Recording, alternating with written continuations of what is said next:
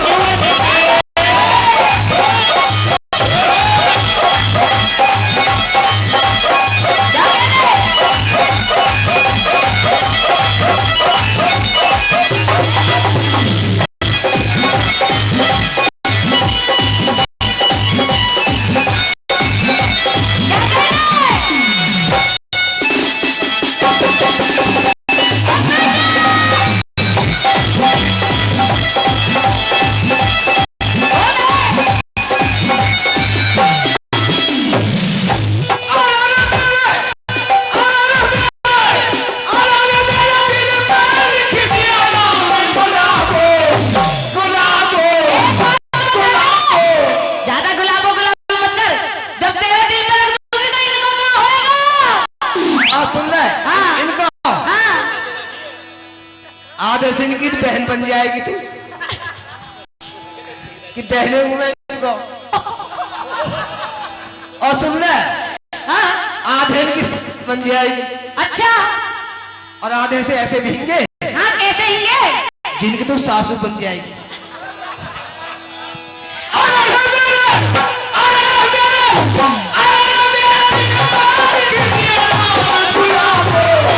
गुलाब